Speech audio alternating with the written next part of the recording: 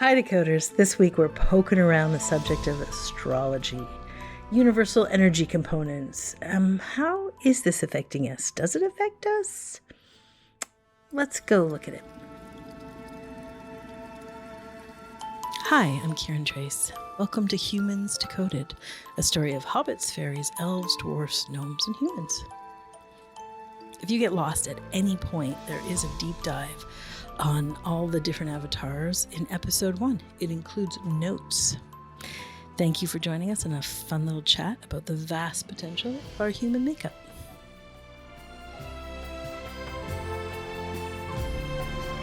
Hi, Leela. Hi, Cam. Hi. Hi, Decoders. Hi, Leela. Hi, Kiran. Oh, I love this week's theme because I have this interesting relationship with astrology, I think, because on the one side, I love all these funny memes on astrology and zodiac signs. It's like I binge on these memes, which don't take it very seriously. But then on the other hand, I do feel like when there's certain constellations of planets, like it just feels like it does have some sort of impact on the collective field. Like, for instance, a full moon. Shit can be so weird collectively on a full moon, no? So I would love to open up this Pandora's box of astrology and just look at, okay, what is this? Is it just completely irrelevant and has nothing to do with anything? Or could it be that there are some aspects that are playing on our system? Yeah, I love that. I'm interested in this topic because I'm interested in exploring and, really sharing with the decoders about things like how the moon is affecting us and tides are affecting us, how things that ping this magnetic sphere, whether it's a scattering of cosmic energy or aurora borealis lights or radio waves, planets moving through, satellites being launched, anything that's hitting this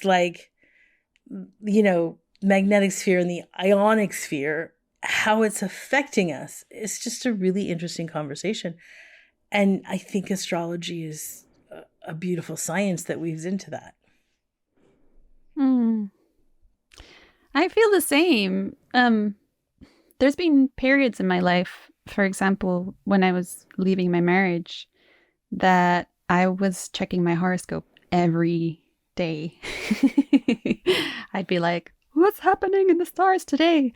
And I remember getting turned on to this podcast that did an extended hour about each month and each sign. And it was so helpful and so accurate to the date. So the podcast would be like, on this day, there's going to be a shift. And then on that day, that's the day that I found the apartment that I was going to move into as I was, leaving my ex. And so many sort of little synchronicities that seemed to line up like that. So this date you'll da-da-da-da-da. And then I would have like this big insight, like finally a breakthrough on that day. So I remember it was just such a lovely support. Can I ask here, what is the ionic sphere? Right, of course. Please enlighten me. Okay, so the magnetic sphere is that magnetic energy between the Earth and the sun, right? So the Earth is magnetized in the sun's field. We call that the magnetosphere.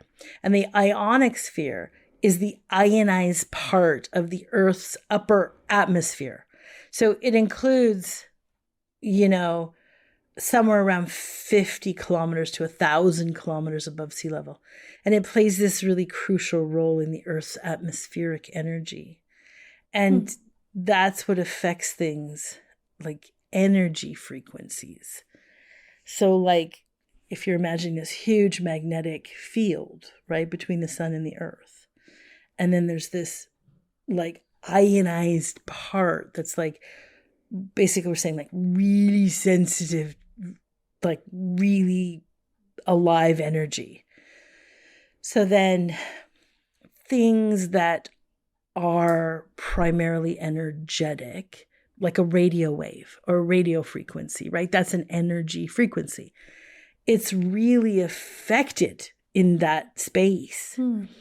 Like particles of solar radiation. Radiation is energy.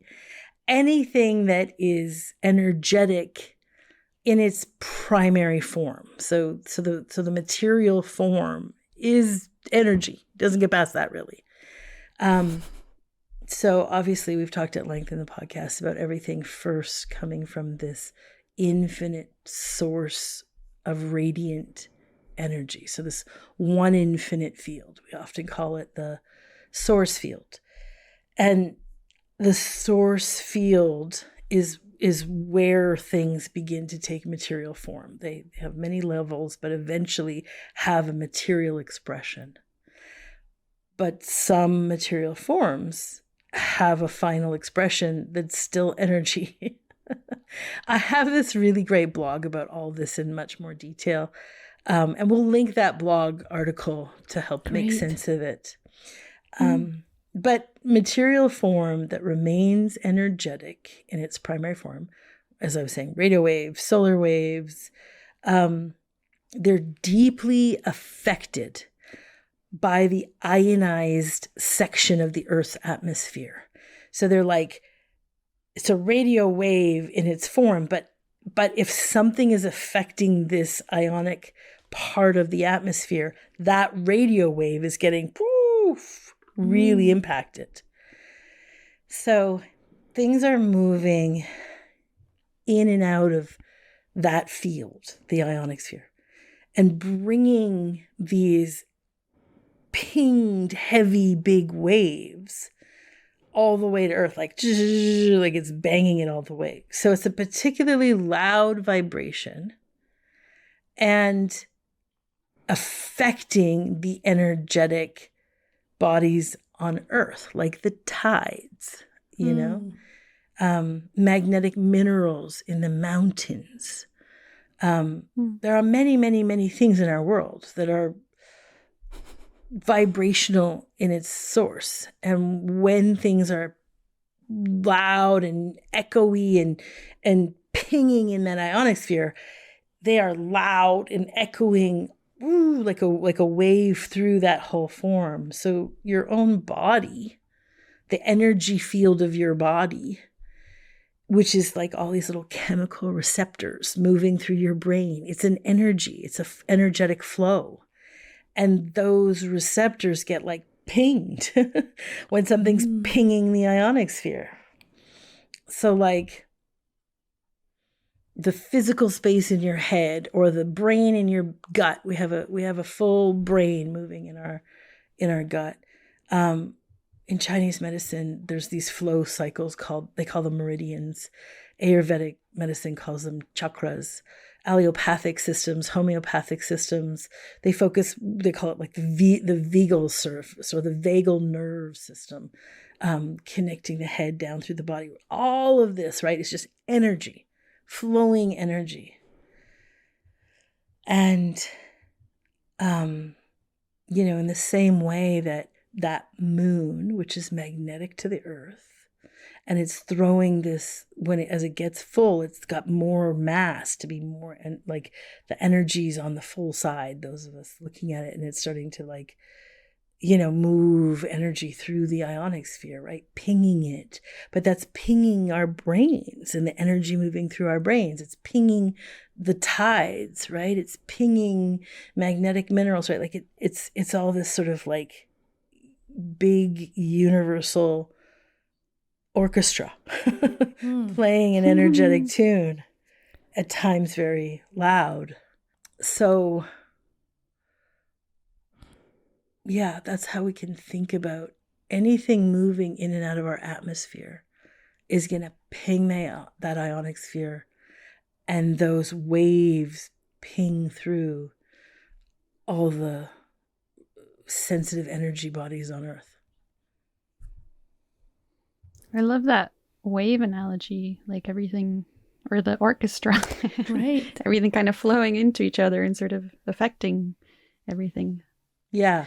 And the orchestra analogy is also making me think of, it's not always harmonious. Like sometimes the orchestra is in harmony and it's very nice, and sometimes there's disharmony, and I think like that's also how this whole thing works. It's not always harmonious. It makes for a good score. Yeah. And lots of times, right, like what we're saying, right, there's this magnetic pull. Something moves in and out of the ionic sphere, pinging it. It makes this, like, whether it's harmonic or disharmonic waves, you know, in our body. But we also have like hormonal waves, you know, and those are so sensitive to collective pings, right? If you have a female body that has had a menstrual moon cycle, you know how unbelievably attuned and sensitive you become at certain times of those phases, like that luteal phase where it's just like, whoa, you know. So and we do tend to be more sensitive to pain, like physical pain also when we are near the period, no? yeah, that disharmony, the disharmony in the orchestra is like really loud at So different loud. times of our frequency.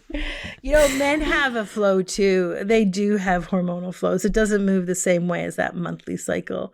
But our bodies get pinged every time. And then imagine there's all these satellites being launched out. Boom, ping, ping, ping, ping. You know, like we've got lots of like meteor showers and whatever. And then just that, the cosmic aligning of these planets, it's just loud. It's loud. It's wild. Yeah. And then there's like other influences that are energetic doing that, like weather, you know, weather, rain, storms, hurricanes, typhoons. Yesterday here at my place, we had a thunderstorm that almost never happens. And that thunder was almost nonstop for an hour. I never had experienced that before. There was very little breaks in the thunder. So it was just like an hour of thunder. It was extraordinary and amazing. And at my house, you could just like watch the storm because we have big views. And people were out there watching the storm, but you can feel it in the body of just like this heightened alertness. And this like wanting to be like wanting to be small and cozy, like not wanting to go in the world, not wanting to like be in a parade, you know? Just the other night, we also had a huge storm going on with lots of thunder that would like my whole house would shake because it was so loud. And it was the first time ever that I would wake up to the thunder and I didn't have that primary fear rippling through me, and I was like, oh, that's kind of cool. Like I can feel because feel that intense energy of the thunder. Yeah, your brain, the brain in your gut would normally be really reactive to that booming thunder. Yeah. Luckily, your meditation practice, as it's matured over the years, has created a different sort of support. But sure. Yeah. It works, guys. Yeah, I feel like that invites a little compassion for ourselves because there's so much going on out there that's getting picked up by these precious little energy beings that we are, whether we're aware of it or not. So, you know, you're doing great, decoders. Take a breather if you need. there's a lot, a lot happening out there. And that's not even mentioning these other influences like our family life or, you know, karma of belief systems we always talk about, like the not safe or injustice. And also these huge, you know, tragedies moving through our world in the shape of wars and, you know, public shootings and genocide, the various genocides going on. There's just many, many, many influences hitting us. And those of us that have cultivated a relationship to ourselves, like authenticity, which also means that there's some connection to this infinite field of one or this source field, because that's what authenticity is expressing right out of. So we can be aware of these influences. We can be aware of the pings. I will often say, like, the more work you've done on yourself, the more you're looking at what is role play and pain body and story versus what is authentically you, then what we're doing is we're sloughing off filters. We're taking away the filters. These filters that we build up, which is our baggage, our stories, they create hardened layers of shells. And it's painful. It's difficult to live with. You feel very far from your own body. You feel very far from where you would make a choice from. Things feel flat and dull and less alive. And that's all these little filters. So they numb us. They are uncomfortable, but it's how we kind of were like, how we survive the hard things that happen. But when we do this work, we dismantle the filters. Some people, really have such clarity about the filters. They feel like cement, or they feel like a tortoise shell, or it feels like a steel cage, like that got built up. So those built up layers make you insensitive. You're less aware of the pings, these influences, less aware of, what's moving through the atmosphere. But you're less aware of when you're hungry, when you're thirsty, what is a yes for you and what is a no. You're less aware that you're walking around like a screaming doormat. Like you're less aware of these really janky choices that you're making. So the journey to authenticity, the journey we talk about in this podcast, every single podcast, is about dropping the layers, but that makes us available to these influences because it makes us available to the present moment. And so here we are in the present moment, which can be a cacophony of influences, energy at all times in our lives. And then in these moments when it's really heightened, like Cami leaving her marriage, which, was done very consciously and very beautifully. And there really it was a profoundly harmonious movement all the way through because it was so conscious. But in those heightened moments, a big trauma in your life, a big decision, a big something, it's going to make you more impacted by those collective influence. But it can all be supported. Just as Leela pointed out, like in a way, like it can be supported in that connection to source, that infinite field, that cocoon of clarity and presence. So what I'm saying, or what we are saying, is even though there's a cacophony of energy, sometimes really not harmonic, really chaotic, but sometimes harmonic. Regardless, there's this sweet, soft container that can effortlessly bounce those noises, those influences, especially if they're not karmically appropriate to you or specifically an important thing for you to see. But you have to cultivate that connection. Otherwise, you're bouncing around in this universal energy.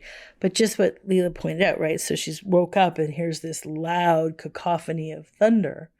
And for the first time in her life, her gut brain isn't in a, hectic response to that pinging loud energy. Instead, she gets to just witness it from this cocooned, sweet, soft pace. It's beautiful to dismantle the layers. It's beautiful to cultivate a connection to this space, which is not universal energy. Universal energy is the Autobahn of influences, which is on the planet, off planet, moving in between, hitting the monosphere, cacophony, volatile, chaotic, sometimes in harmony. That's why in this podcast, us decoders, we don't talk about connecting into the universe.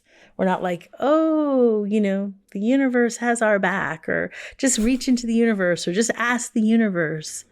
We don't use that language because the universe is very, very big. Very, very, very loud. I don't think it's helpful at all to be in the middle of that fucking highway.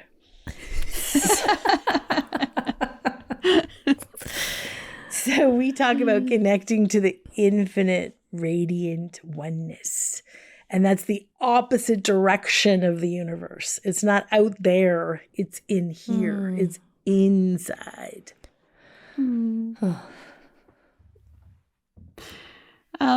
What a journey we've just been on.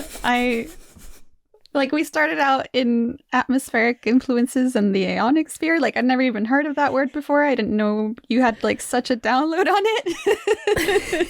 That's kind of why I love being on this podcast, because I'm like, what else is in the treasure trove of things that Kiran just seems to know?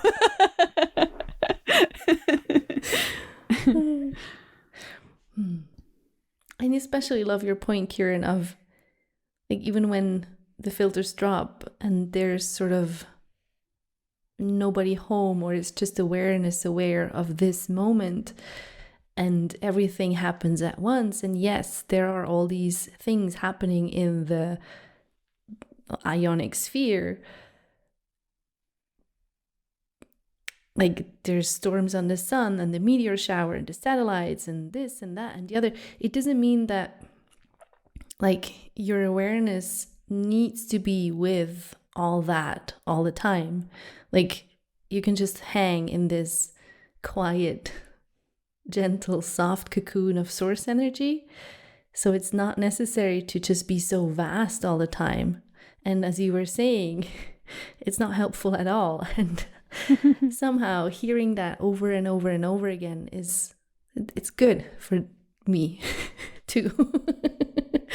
And I do think part of the fascination with astrology or cosmic phenomena has to do with this, like, I recognize there's heightened sensitivity, so that must mean something, and I sure have to pay attention to it, is like what the belief system or my baggage would say, right?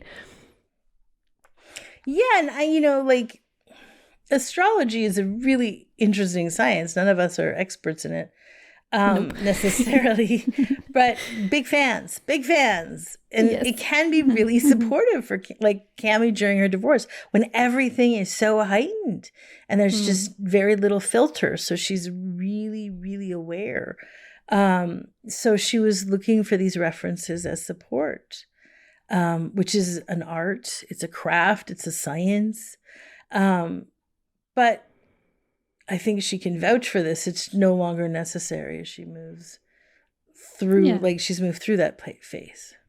It was wonderful. It was really supportive and very sweet. And somehow, it served its purpose for me. Not as alive anymore to be checking the astro weather every day.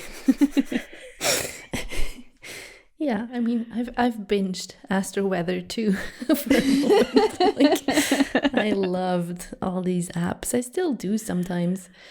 And it was just like, oh, I want to see, is there something interesting going on? And yeah, as Cami is saying, like, sometimes it was super useful. Like, it's so precise, as she said. It's shocking sometimes. But then at some point it was like, yeah, I think I'm done now. I'm kind of not that interested anymore. And like, looking at it now, I can see the mechanism of my belief system of I'm not safe in this world at play, when I keep checking like the weather, the cosmic weather, and see, is there a storm coming? Like, currently it's eclipse season, whatever that means, right? So do I need to prepare for it? Do I need to, I don't know, gear up somehow?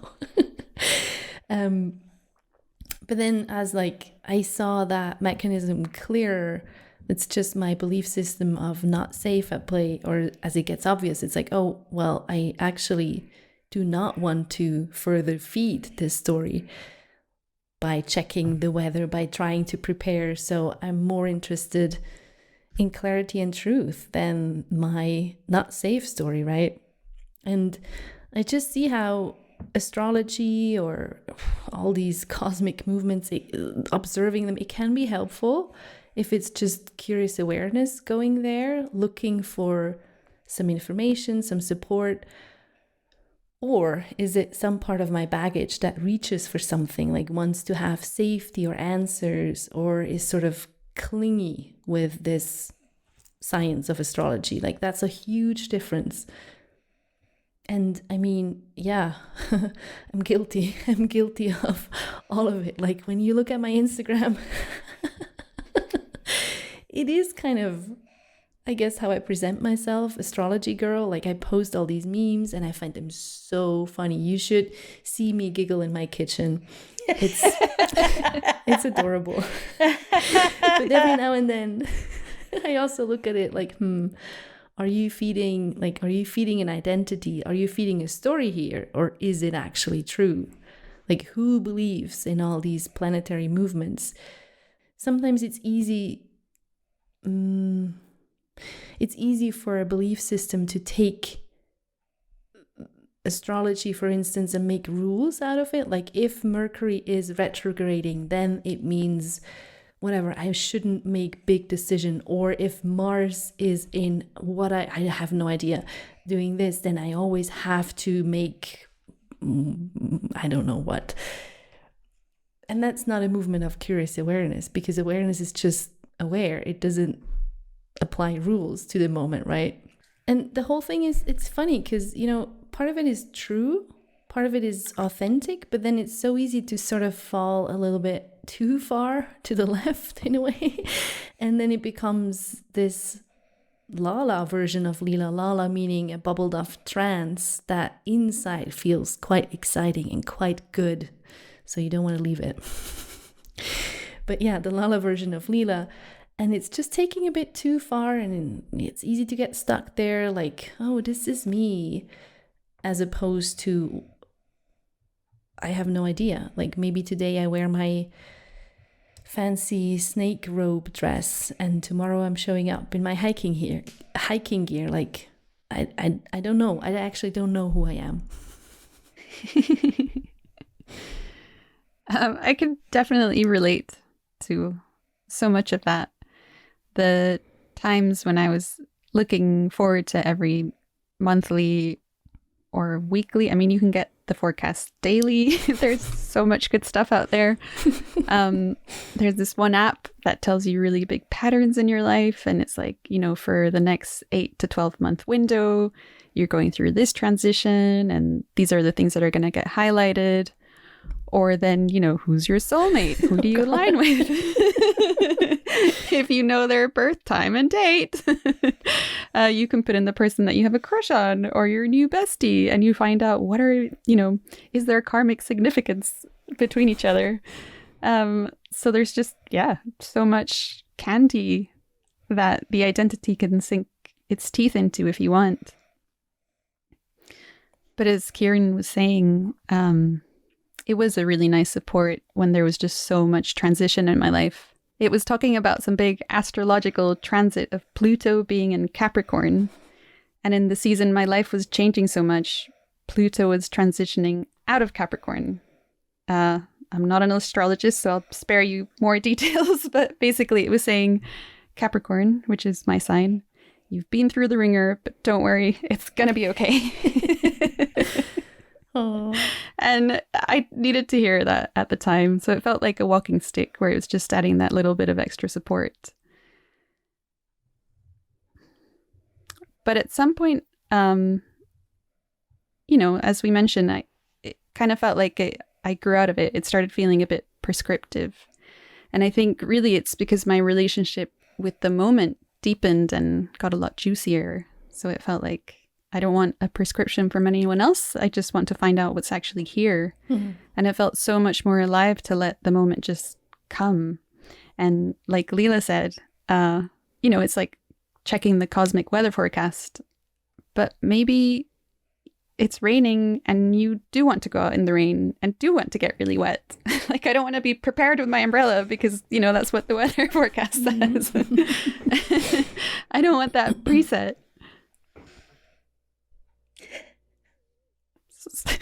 There's fireworks outside. I don't want the precepts. I want to be free. Yeah, as I'm telling you guys, there's just random fireworks on a Thursday evening in Bristol. I don't know if the mic's picking it up, but it really threw me. The moment is just really highlighting. You don't want presets. No more presets for me. Fireworks. I mean, this is exactly what we're talking about. We're, recording and there's fireworks and it's just alive to be with the fireworks. So when the moment comes and there's just such a beautiful aliveness to it, anything that's sort of preset or planned or extra just feels kind of itchy, very unnecessary. And it just feels a lot sweeter to just meet it without any filters in between. And sometimes we say the naked moment, like sometimes I say, I like to be naked for God, as in, no presets, no belief systems, no attachments, kind of blocking anything. Like I just want the full sort of like the full fireworks suddenly going off. I want to be a full shebang. No filters, baby. Let it be known throughout the city.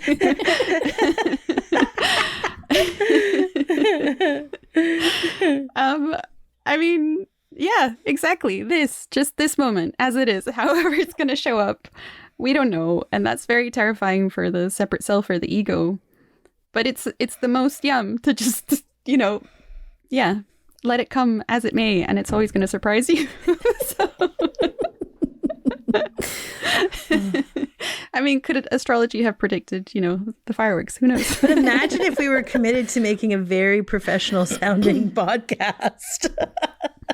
That would really fuck it up. It would have been good to know ahead of time.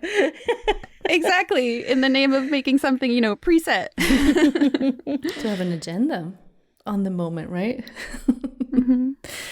Oh, so it sounds like ultimately astrology can be a lovely walking stick that supports you at times, or it can be this awful itchy cardigan that you just want to get out of, depending on who's reaching for it. Like, is it just awareness, or is it one of your gremlins, like one of your identities, one of your belief systems? And I see that makes all the difference, as it does with everything. And like Kiran was saying, you can stay in that soft cocoon of source. There's cosmic weather storms, there's thunder, there's a literal fireworks. There's a lot going on out there. And sometimes I think of it like being in a whirlpool. If you're on the outside, you get flung, like you feel that momentum. But if you're right in the center, you're barely moving at all. So yeah, you don't have to be flung out so far by all the cosmic happenings, whether they're weather, satellite, like collective karma. There's just so much like so yeah, the kind of more you cultivate that just really still, sweet, very available, very nourishing connection to silence, the more you can feel yourself kind of ground there, and it's just such a support. It's the ultimate support. Amen. Cool. Thanks, Decoders. We're here in the show notes is the blog if you want to have a little read. If this is really resonating for you, of course, have a look at some of the shorter trainings we have on the website. The Purpose course is a little 9-day training. It's quite sweet. It helps. And we'll be here next week with more juicy notes from a filterless place in the present moment. Should that be our new title? Can't wait. Bye. Love you. Mwah. Thank you for listening. We obviously love hearing what you think. Your feedback helps us make a better show for you to listen to. So feel free to comment, and you can do it at Facebook, which is the Humans Decoded podcast. And if you're not on social, you can always email any questions to us at outreach@kirantrace.com. And thanks for listening. We love you.